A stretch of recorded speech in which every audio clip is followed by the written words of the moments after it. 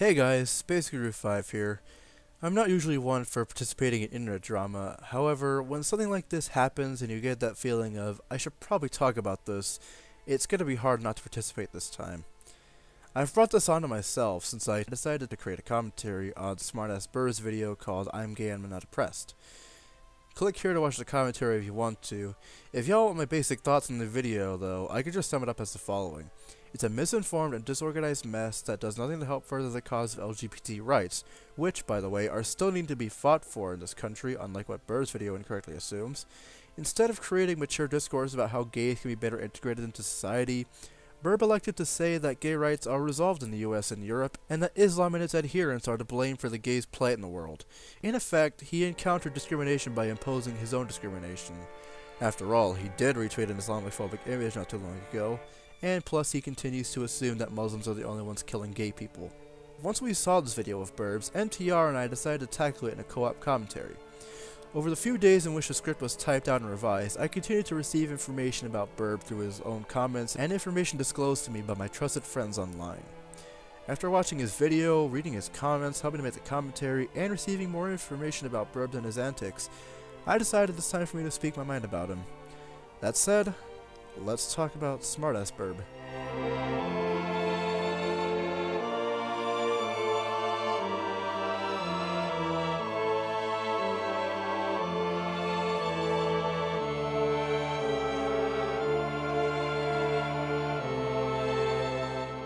I first heard of Smartass Birb when YoungButFantasy91 made a few videos about Birb's GoFundMe page, back when he was known as Super Funny Bros or Emmett.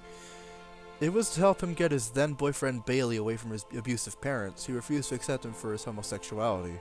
I was never able to donate to the GoFundMe myself, but only because I didn't have that much money to contribute at the time. However, I saw it as a noble cause, and when I learned that Bailey moved out thanks to the money raised, I was relieved that he could do so. Then some crazy shit came out of the woodworks. According to the information disclosed to me, it turned out that Bailey had received the money from one of Birb's friends to help him buy plane tickets rather than using the actual money raised from the GoFundMe. In the end, Bailey ended up spending not even $300 of the roughly $3,600 raised. And that's a minimum, by the way. What happened to the remaining $3,300? Well, Birb pocketed that remainder under the guise of uniform costs for undergoing TSA training, in addition to some fees that would be incurred for the training itself. I found this kind of strange, considering that government uniforms are paid for with federal taxes so they can be issued for free to authorized personnel. Plus, government training programs are also funded through federal taxes for the same reason. Anyway, details aside, it turned out that Birb had spent the money on other things than what the GoFundMe was originally purposed for. As I say this, Birb is repaying Bailey the remaining money, though at a very minimal rate. According to the information disclosed to me, Bailey only ever receives like $20 at a time. Even if you assume that these payments were monthly, it would still take 165 months, that's nearly 14 years, in total to repay their whole $3,300. Why is Birb so stingy about repaying someone he claims to care so much about? Regardless, the fact remains that Birb reaped the lion's share of the money donated to use for his own personal gain, and instead of revealing that to his donors, he denied ever doing it. Even now he still denies doing this, and he will happily direct his detractors to his Discord server, which is full of his own friends and supporters, by the way, to talk it out. I'm just wondering if Birb really is in the TSA or going through TSA training. I'd like to know. I should also point out that Birb has his own Patreon as well, which he blatantly advertises in each of his videos and on his channel. You'd think he has enough money floating around to afford this so-called TSA training from the get-go.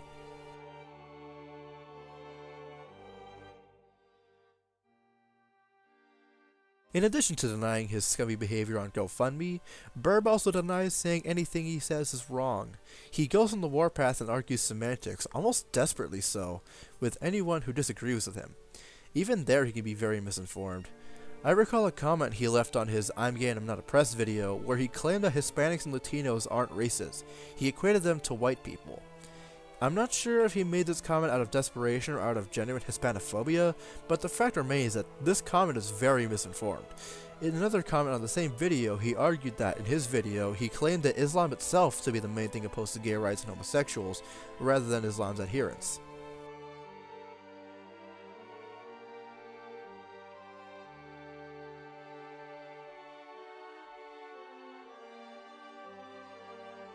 In either case, he was still egregiously incorrect, and to me it exposed him as an Islamophobe.